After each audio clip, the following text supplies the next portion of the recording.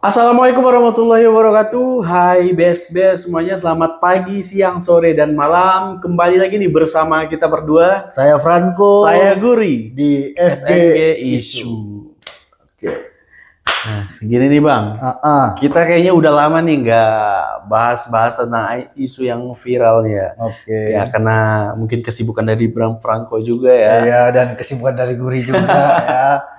Nah, di sini kita bakal bahas isu-isu yang emang lagi hangat, sedang hangat banget dibicarakan, yaitu tentang Rasman dan Firdaus.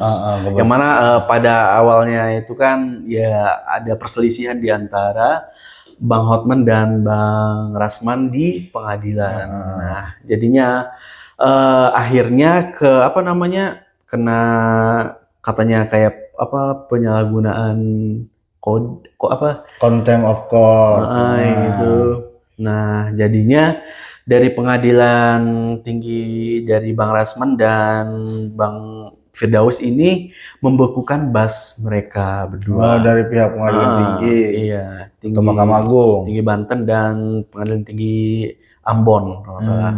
Nah, sebenarnya nih yang apakah kewenangan MA membekukan itu asli atau tidak nih Bang? Karena kalau kita lihat lagi nih Bang Frank, dasar yang digunakan kedua pengadilan ini kan memiliki perbedaan. Seperti Pengadilan Tinggi Ambon nih yang mendasarkan secara umum pada adanya pelanggaran kode etik advokat oleh Rasman yang dibuktikan dengan pemberhentian tetap sebagai advokat oleh Kongres Advokat Indonesia atau KAI. Nah, sementara dari Pengadilan Tinggi Banten itu membekukan Firdaus berdasarkan pada pelanggaran kode etik advokat dan tindakan tidak menghormati pengadilan didasarkan pada peraturan Mahkamah Agung Republik Indonesia nomor 6 tahun 2020 pasal 4 ayat 5. Nah, di sini kan yang mengherankan lagi nih Bang, dari kedua surat penetapan pengadilan tinggi ini tidak menetapkan jangka waktu yang jelas hingga kapan bas kedua advokat ini dibekukan. Gimana tuh Bang? Nah, jadi gini Gur. Untuk kita semua dapat memahami bagaimana BAS ini seolah-olah produk MA, kita lihat dari pasal 4 ayat 1 Undang-Undang Nomor 18 Tahun 2003 tentang advokat. Yang di mana dinyatakan bahwa sebelum menjalankan profesinya, advokat wajib bersumpah menurut agamanya atau berjanji dengan sungguh-sungguh di sidang terbuka pengadilan tinggi wilayah domisili hukumnya. Nah, sudah dijelaskan secara gamblang, seorang advokat sudah pasti melakukan sumpah di pengadilan tinggi. Mengingat Rasman disumpah pada tahun 2015, sedangkan Firdaus 2016, maka sudah jelas kedua advokat ini tuh pada saat pelantikan sudah tunduk pada Undang-Undang Advokat tahun 2003. Namun, ketentuan pasal 2 ayat 1 Undang-Undang Advokat ini tidak serta-merta berdiri sendiri dan sebab. Dalam pasal 2 ayat 2 Undang-Undang Advokat dijelaskan bahwa pengangkatan advokat dilakukan oleh organisasi advokat. Dan di ayat 3-nya dijelaskan pula salinan surat keputusan pengangkatan advokat disampaikan kepada Mahkamah Agung dan Menteri. Jadi, terhadap pasal 2 dan menyambung pada pasal 4 tadi dijelaskan sebelumnya, maka MA melalui pengadilan tinggi hanya memiliki wewenang untuk mengambil sumpah advokat saja. Namun status sebagai advokat melekat pada organisasi advokat yang mengangkatnya. Dan untuk lebih jelas lagi nih Gur, kita lihat pasal 9 ayat 1 Undang-Undang Advokat yang menyatakan bahwa advokat dapat berhenti atau diberhentikan profesinya oleh organisasi advokat. Dan di ayat 2-nya menyatakan bahwa salinan surat keputusan pemberhentian disampaikan pada Mahkamah Agung, Pengadilan Tinggi, dan lembaga penegak hukum lainnya.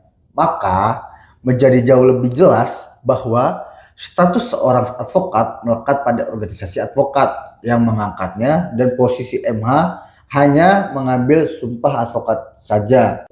Namun, MA selaku lembaga yang ditunjuk oleh undang-undang untuk mengambil sumpah dari advokat sebelum advokat sah diangkat tentu memiliki wewenang untuk mencabut bas atau berita acara sumpah yang diterbitkannya jika dalam hal ini seorang advokat yang mengangkatnya, sebab secara jelas pada pasal 9 ayat 2 Undang-Undang Advokat mewajibkan organisasi advokat untuk menyampaikan salinan surat keputusan pemberhentian advokat kepada Mahkamah Agung. Tuh. Itu gue ngerti orang son.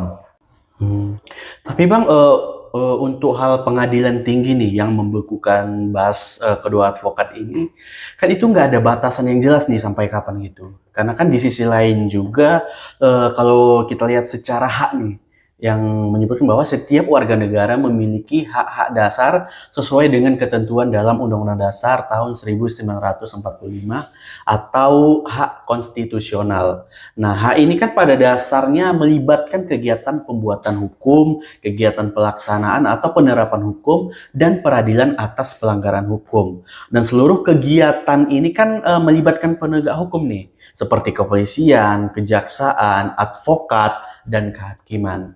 Nah, jika pengadilan tinggi menetapkan untuk membekukan bas mereka, Rasman dan Firdaus, maka selain pengadilan tinggi harus membuktikan juga nih bahwa advokat tersebut telah melakukan pelanggaran dan diberhentikan secara tetap oleh organisasi advokat, berarti kan harusnya pengadilan tinggi ini juga harus memberikan batasan dong yang jelas gitu sampai kapan bas ini dibekukan supaya tidak melanggar hak konstitusional warga negara gitu Bang. Gimana tuh? Sebenarnya kalau menurut saya sih ya, untuk Bang Rasman sama Bang Firdaus ini, kalau memang mereka merasa bas di pembukuan basnya juga nggak sesuai apa yang terjadi gitu, mereka bisa gugat aja ke petun gitu kan, bahwa pembekuan basnya mereka itu nggak sesuai gitu. Ajuin aja keputusan pengadilan tinggi Ambon dan Banten ya tadi. Iya. Ajuin aja ke petun gitu. Atau mereka sebetulnya kan bas ini hubungan berita acara sumpah ini kan hubungannya antara organisasi advokat sama pengadilan tinggi itu sendiri gitu, tempat domisili mereka. Jadi peran organisasi di situ sangat penting. Jadi seharusnya Bang Rasman dan Bang Firdaus ini menyerahkan dan berkonsultasi juga sama organisasi advokat untuk gimana jalan terbaiknya untuk dapat bisa beracara kembali atau bas yang dibekukan itu dicabut gitu biar bisa beracara lagi gitu. Karena memang dari sumpahnya juga yang berwenang itu ya organisasi advokat dan pengadilan tinggi juga gitu. Jadi mereka juga yang berwenang situ kan, punya otoritas gitu. Tapi untuk batasan waktunya emang belum ada ya Bang untuk saat ini informasinya. Iya kalau dibekukan sebetulnya memang nggak ada yang pakai jangka waktu. Kalau misalnya pakai jangka waktu namanya diskors kan gitu.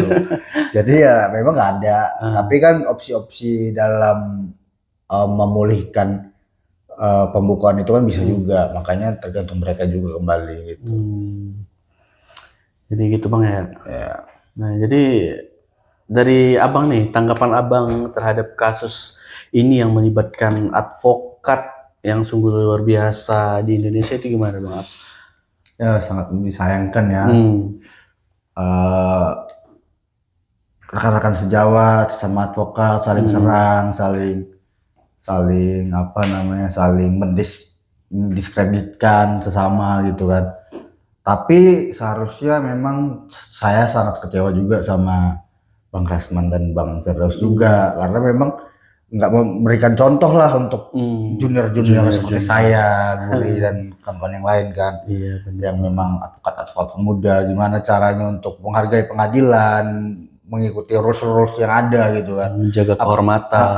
Apalagi kita termasuk profesi yang mulia kan. Jadi seharusnya bisa lebih bijak lagi lah dalam bertindak itu. Dalam beracara gitu Bang ya. Ya mungkin sampai sini aja kali Bang ya. Ya semoga lah yang terbaik lah untuk mereka berdua dan untuk Pak Paris juga kan. Iya. Dan tentunya untuk advokat-advokat di seluruh Indonesia. Kita tunggulah kelanjutan dari drama-drama yang ada ya. Oke semuanya, thank you sudah menyaksikan video kita. Mungkin kedepannya kita bakal bisa memberikan yang video viral yang lebih ini lagi. Mungkin dari kelanjutan dari kasusnya Rasman sama Firdaus. Dan thank you sekali lagi buat kalian, jangan lupa like, comment, share, dan juga subscribe. FG itu saya Franco, saya Guri. Kembali lagi nanti bersama FG Isu. Bye bye.